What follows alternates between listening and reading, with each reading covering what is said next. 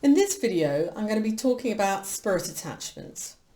Now, before you all run for the door or switch this off, what are spirit attachments? Because in the work that I do with clients is sometimes clients come to me and they say, I feel I've got something with me. Or other clients, they're not aware that they have spirit attachments and they come up in the sessions. So what I'm trying to say is that try not to be fearful of this subject, because basically in the work that I do with clients, the idea is I'm here to help individuals and groups help release what they're carrying that's affecting them negatively, and that includes spirit attachments. Now, spirit attachments can be human types as well as non-human, and I'm going to talk about both. So first of all, the human type of spirit attachment. I class these spirit attachments as being different to ancestors, our ancestor energy that is influencing us. Really, spirit attachments are people that don't belong to our family, aren't one of our ancestors, maybe a complete stranger or a friend. So they're not bloodline related. So how do we pick up spirit attachments?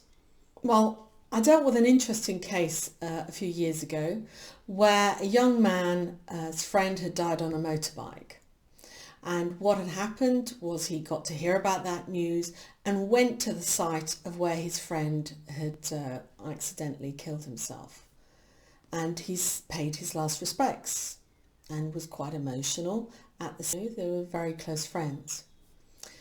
Many years later, he came to obviously see me, and what we discovered was he was experiencing an issue with one of his eyes. He'd been to the doctor, had it medically checked out, they couldn't find anything wrong.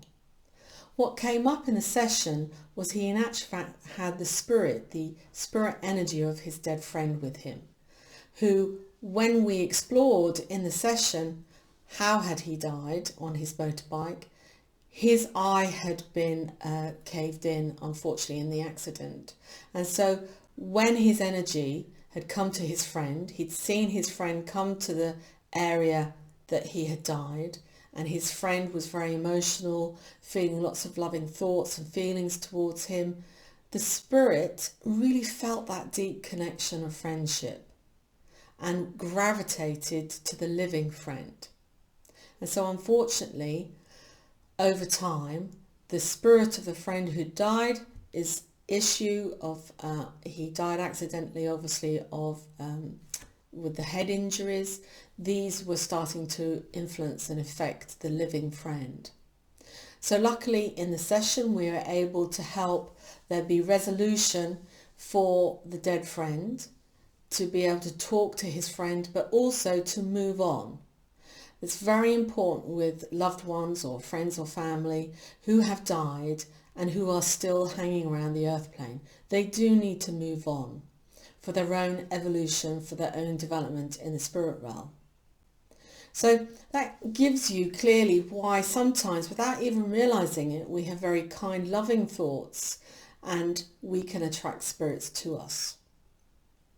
The other thing to think about, which is the spirit of the motorbike friend who had died, knew he was dead. But what can happen is some spirit attachments aren't aware they're dead. They're not even aware they've actually gravitated to a human being. So they're not hanging around somebody's energy like, I suppose, a Klingon, like hanging on like a person. A spirit attachment doesn't have a physical body anymore, so they can be the size of a pinhead, really, really small. But in that size of energy, they carry all their memories, their feelings, their thoughts and emotions of their life. So it's to understand that these energies, these spirits, do not necessarily know that they are with a human being. They, in their reality, for some of these spirits, they think they're still in their own reality. I worked with another client where we able to explore and find out that they had a spirit attachment that they'd picked up on holiday. They'd been to some ancient ruins, really enjoyed the holiday, felt an affinity with the land and the place, almost like déjà vu, really strong connection. What they weren't aware of is the client had picked up a spirit in this place, in this land. Now the spirit wasn't aware they were with a human being. They thought they were still in their life, still carrying on doing their everyday routines, but their energy had been pulled to the live client. So when these kind of spirit attachments surface, the first thing to do is to actually explain to the spirit that they are with a human being, that they are not actually alive and that their life is over.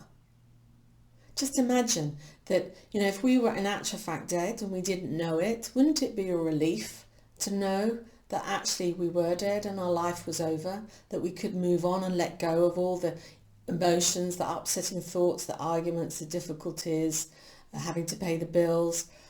It would be relief.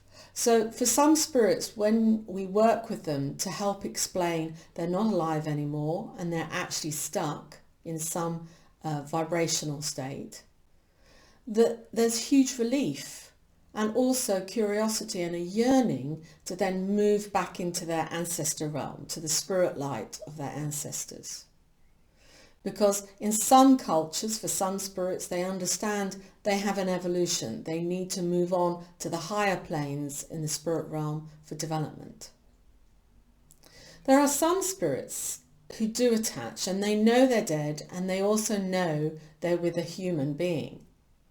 And these spirits sometimes are attracted because of what the human being is doing.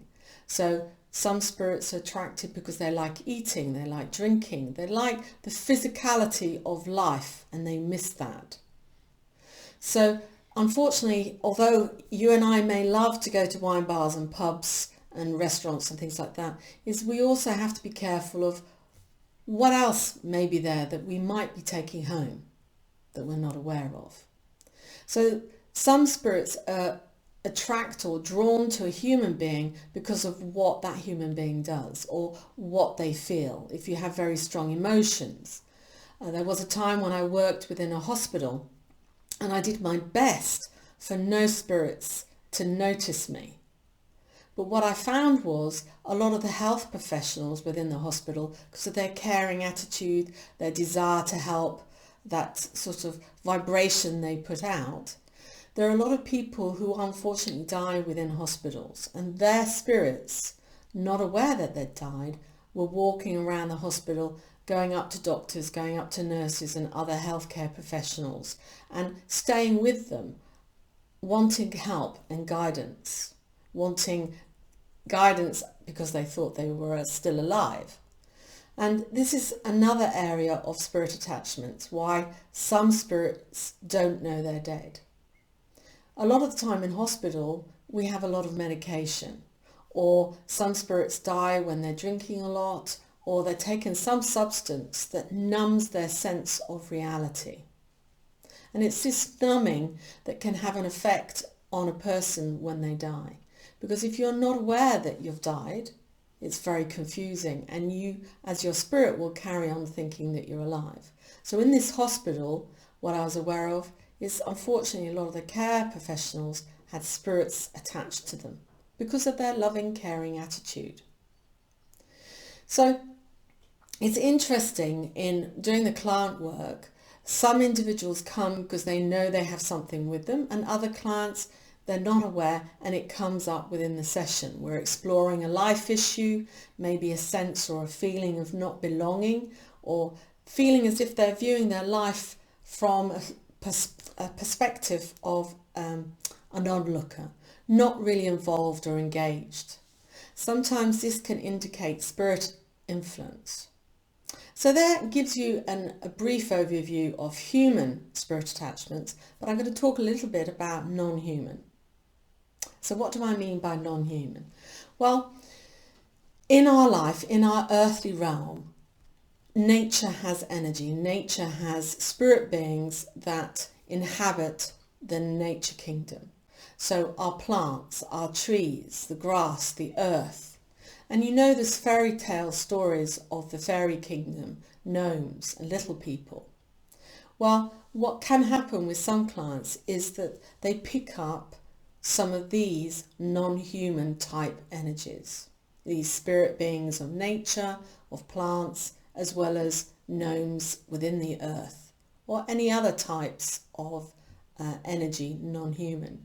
We can also pick up energies from other dimensions that don't have a human form at all, or you may have heard some to do with alien type creatures, non-human, large head, large eyes, and they come from other dimensions or other star systems.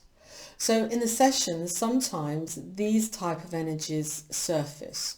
And again, they all have some sort of life cycle. They have all some sort of reason of why they're attached to the human being. And it's a question of exploring that in the session. So to give you some examples of non-human attachment, I worked with some clients many years ago where they had a few problems with their ankles, their foot, and what I discovered was that there were earth energies. So a gnome that had jumped accidentally into one client's foot when they were a child and walking through the woods, and he had jumped what he thought was into his home. In actual fact, he had jumped into the client's ankle. Another client was walking through the woods, and what's really interesting about this is that we don't ask permission, but we're not aware we're walking through other energies, houses or beings or dimensions. And this other client again was walking through the woods and had one of the beings who was very angry actually attached to their ankle, their foot. So some of the influences that non-human attachments can give us actually after a period of time can affect our health. So again, another reason why it's a good idea to explore what are the health issues you have or conditions, what are the life's issues, and see whether there are any influences of spirit attachments, human and non-human. So I hope that gives you a brief overview and I look forward to seeing you in the future.